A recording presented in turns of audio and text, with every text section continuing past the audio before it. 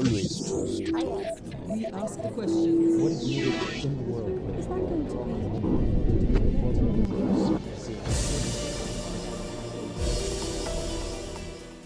The American presidential election campaign picking up speed. A crowded field on the Republican side, but really only one serious option for the Democrats, Hillary Clinton. She is traveling across the country to meet everyday Americans, as she puts it. But her husband usually nowhere to be seen. As they did during her previous presidential bid, people are again asking, is Bill helping Hillary or hurting her? But never mind all that. Bill seems to have a busy schedule on his own. The former president instead is devoting time and energy to his foundation and the Clinton Global Initiative, an effort to focus the attention of international leaders on problems facing the developing world. Ironically, he is particularly involved these days in the region that created more headaches than any other for his wife when she was Secretary of State, the Middle East and Africa, especially North Africa. Recently, he traveled to the Kingdom of Morocco, a country that seems to have weathered the storm of the so-called Arab Spring. We caught up with him in the city of Marrakesh as it hosted the first ever Clinton Global Initiative for Africa and the Middle East. High on the agenda in Marrakesh were development issues, though the conflicts in Iraq, Syria, Egypt, Libya, ISIL, and the potential game changer, a nuclear deal with Iran, were a palpable subtext. We will discuss all of this, and of course his wife Hillary Clinton, as the former President of the United States talks to Al Jazeera. I would like to talk a little bit about sub-Saharan Africa in a minute, but I would like, with your permission, to focus a little bit more on the Arab region, North Africa included. Now, there's a lot of turmoil in this part of the world. There has been for the last 4 or 5 years. What do you, President Bill Clinton, see as the hope for a country like Syria or Yemen, given the extent of the turmoil in those countries? Well, first of all, a lot of this turmoil has been a long time breeding. The bipolar way we tended to view the Middle East, you either have an authoritarian and hopefully more benevolent government, or the rise of Al-Qaeda, and then the rise of ISIS. And what's going on is far more complex than that. If you look at the Arab Spring began in Egypt, but the young people who brought it about through the social media and standing around in Tahrir Square weren't organized to be a political force. So the Egyptians basically traded one form of authoritarian government for another. Then there was a reaction. They went back to Mr. Sisi. But underneath that, there are all these things going on to modernize Egyptian society, modernize the Egyptian economy. It's not all a good news story, but it's not all a bad news story. And that's the sort of struggle that you see taking place in Syria.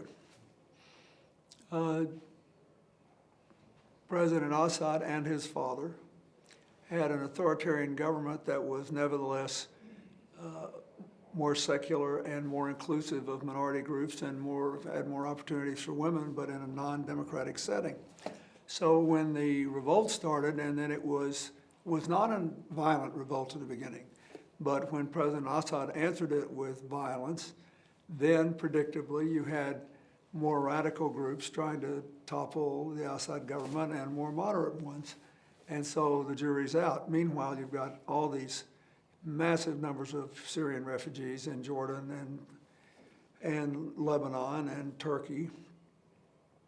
And that's all being sorted out. So on the other hand, there are a lot of great things going on there. I mean, if you look at this, the UAE last year displaced Norway as the country giving the highest percentage of its GDP in foreign assistance to help others develop.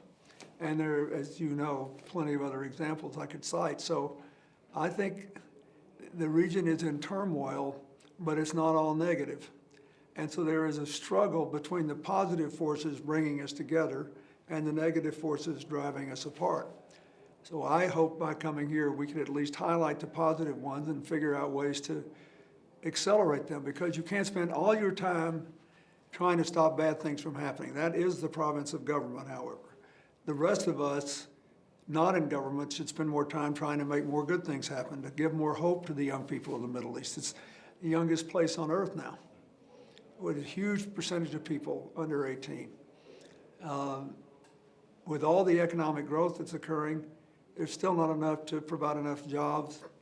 With all the educational opportunities that are increasing, still not enough to educate and train people. So we are in a contest, but it's not all a negative one. And so that's how I see this. I don't think you can write the future yet. We don't know. In the specific case of Syria, Mr. President, the Clinton Global Initiative, given the extent of the destruction in Syria, is there anything in a nutshell that the initiative could offer the Syrians? Yes, well, we do the best we can. We have, first I organized a year ago in New York about 24 potential partners for Jordan, because I became very worried about Jordan. It was, as you know, it's a majority Palestinian country from the beginning. Then they got a lot of Egyptian refugees, and then they got a huge number of Syrian refugees.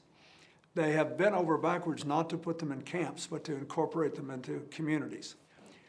And they have been given enough money, largely by the other Arab states and international bodies, to feed the refugees and to house them and to provide elemental health care and the beginnings of some education.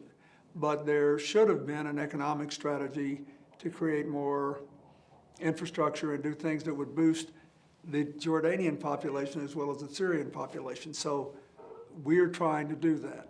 I think the same thing should be done in Lebanon, which is, it's a miracle how well it's survived under all these cross pressures for now 40 years, since they nearly destroyed themselves and adopted their new constitution. But yes, I think there are plenty of things we can and should do, and I think we made a good beginning on it here. And I hope we will continue in September when we meet in New York, because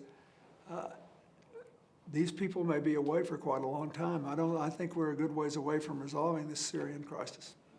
Mr. President, you mentioned the Gulf region, and there are people who look at the Gulf region, they see hope, and there are others who are concerned. The things that you said the Gulf region is doing to help development throughout the region and beyond.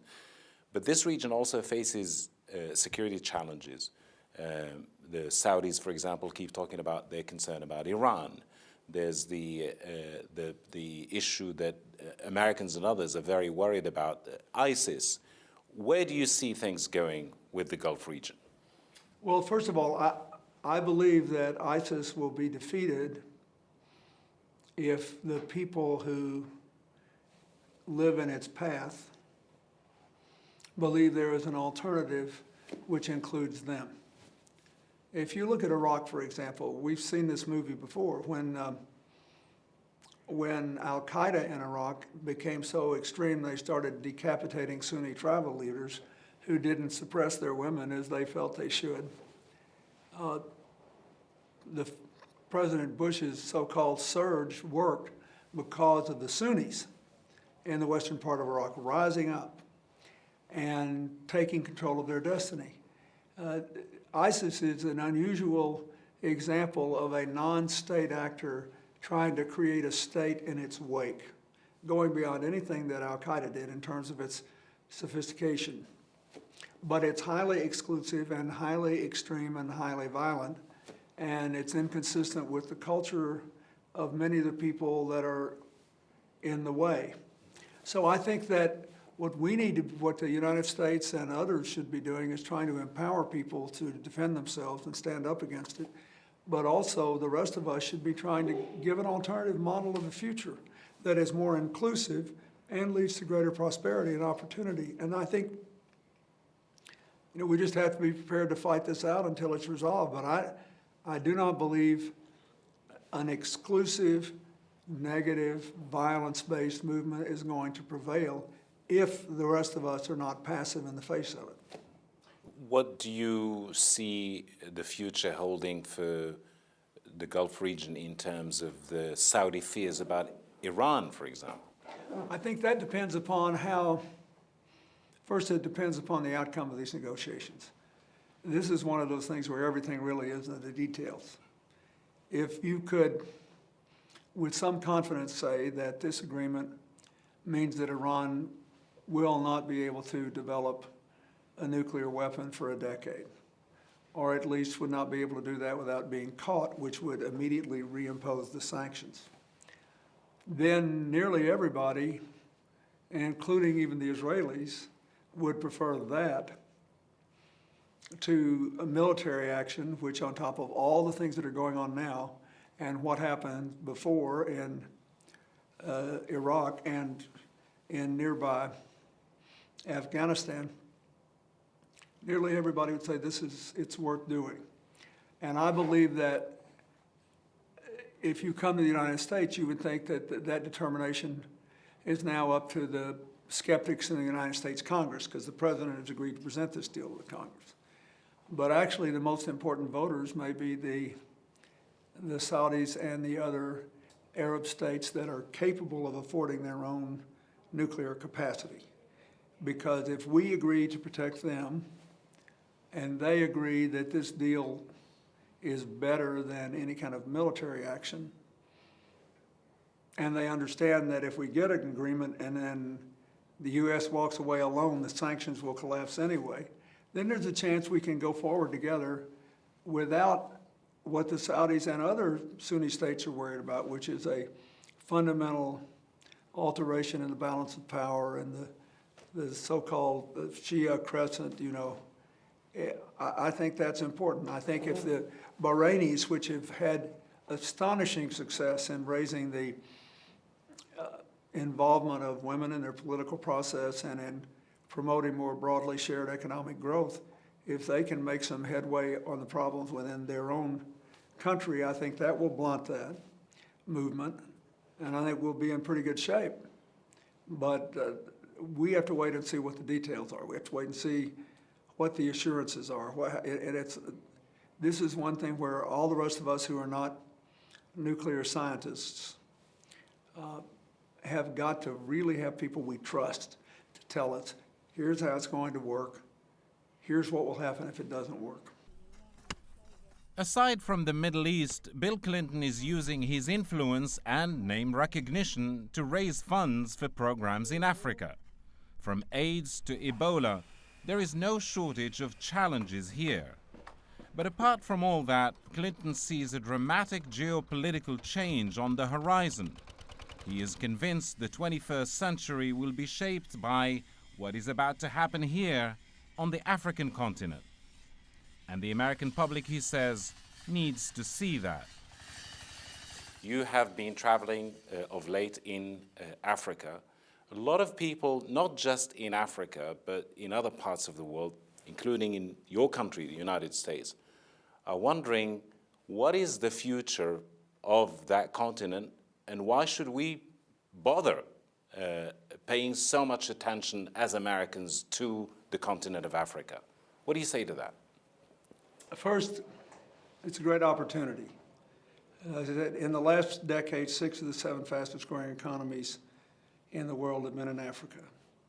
Some people think in this decade, from now through 2025, 7 of the 10 fastest growing will be there. Second, the world has about 7.5 billion people. Some people think we'll be at 9 billion by 2050. 60% of the arable farmland in the world not presently under cultivation is in Africa. 80% of the land in cultivation is being cultivated by smallholder farmers. Are we going to increase their productivity or throw them off the land and contribute to political and social instability? These are huge, huge issues. But I see Africa as a place of promise. And I realize it's sort of like the Middle East. When something bad happens, you know about it. You know, for example, what al-Shabaab did in blowing up that school.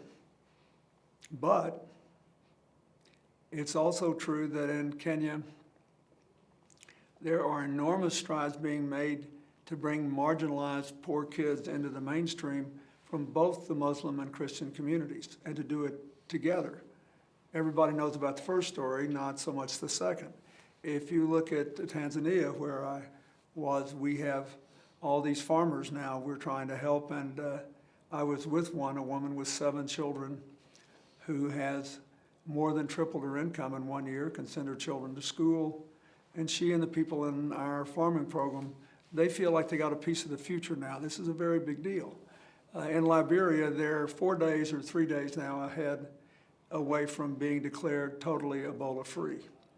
And we have to help them build a health system so they don't have to deal with Ebola again. Same for Sierra Leone and Guinea.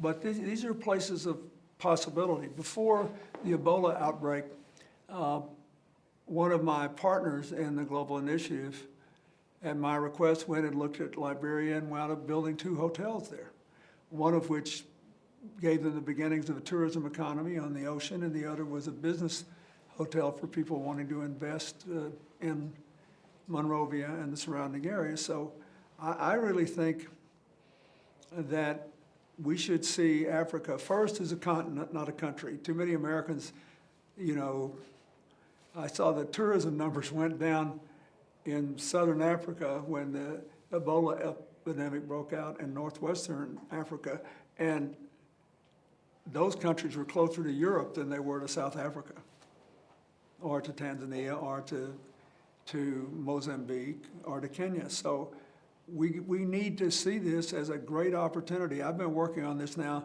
both in and out of office, for 20 years, and I just feel that there's hardly any place where the future is brighter, but South Africa, like the Middle East, has so many young people that we're going to have a struggle to create enough jobs and opportunity for them. How much time, Mr. President, do you spend worrying that, you know, there's this impression that Americans are only interested in Africa now because of the terror threats, because traditionally Africa has been a much more of a British, French concern? Well, I think the record belies that. That is, in 1998, when I went to Africa, it was the longest trip any American president had ever taken there.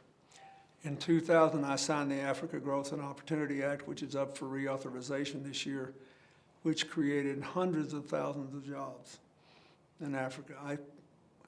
At the end of my presidency, I pioneered the debt relief initiative for poor countries as a part of the Millennium Observance in 2000. And now, a very large number of African countries are functioning better because they secured debt relief and could put money into education and development and economics. So, and a massive amount of funds have been spent to try to allow Africa to cope with the AIDS crisis, to end deaths by malaria, to end deaths from dirty water, cholera, dysentery, diarrhea. We're making long-term progress there. And it's not just the United States. The Chinese now are beginning to invest in infrastructure in Africa. So I think anybody with their eyes wide open would say, this is a place that will shape the future of the 21st century, and you can't walk away from it. If just think about China with all their money, and they can't feed themselves because in their development efforts, they polluted a lot of their farmland. Africa's sitting here with 60% of the undeveloped farmland in the world, and a massive number of small farmers we now know are capable of tripling their output. It would be foolish not to be involved in Africa, not just for the U.S. and the former colonial interests there, but for every country on earth that wants a more unified, prosperous world. You have to look at Africa. Mr. President, I'm fast running out of time, unfortunately, but you mentioned China. How much time do you spend worrying about China, not just in Africa, but in other parts of the world, including the Middle East? I have a different view of this than a lot of people. I think we should work for a cooperative future with China, but we have to plan for what we would do if it turns out to be a more competitive, conflict-oriented situation. I don't mean military conflict, but the Chinese government is no different from any other government, except they represent more people. They've moved more people out of poverty into the global middle class than any other unit of governance in human history.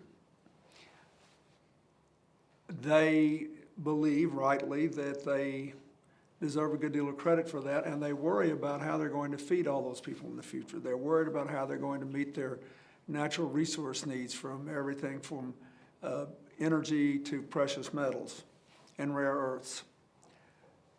So they would like it if they could, in effect, run their sphere of influence and have bilateral agreements with all these little countries individually, where the sheer size disparity would be a disadvantage.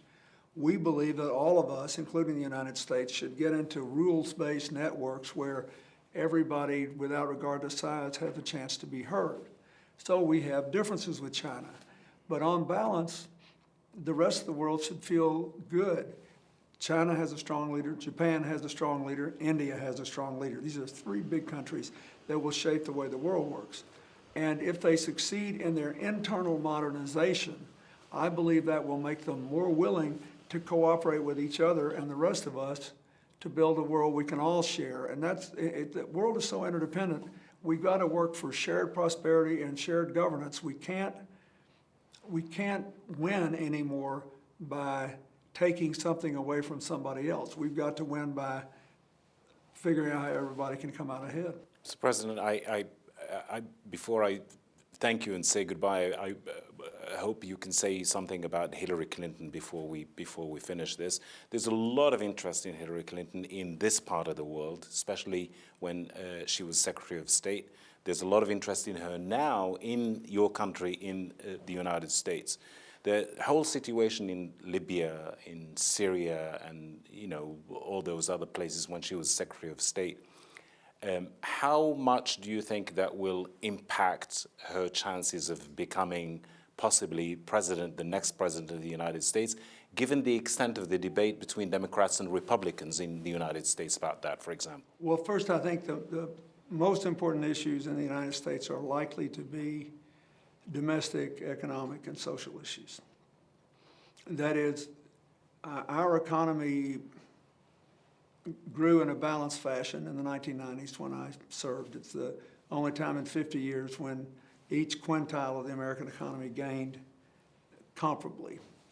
And the bottom 20% of our workforce increased their income in percentage terms as much as the top 5%.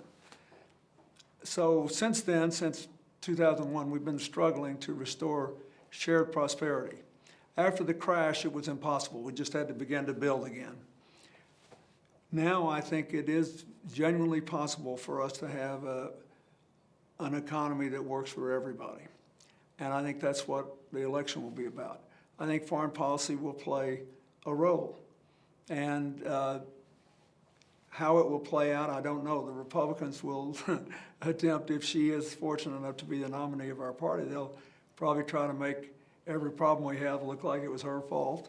And I presume she will say that it should be an advantage to have somebody who's dealt with these problems over which the United States does not have total control, and we have to come down on the right side. In Libya, for example, it wasn't like the Iraq War. We didn't start the Libyan conflict. The question is, would we stand with those who wanted to be free? And because Mr. Gaddafi had ruled it for a long time and there was no intermediate institutions, no other governance, there's a period of chaos now. I still think the Libyans are immensely talented people, and I think there's better than 50-50 chance that after some period of time, they'll be able to put a country together and run it for the benefit of everyone. Mr. President, thank you very much. Appreciate it.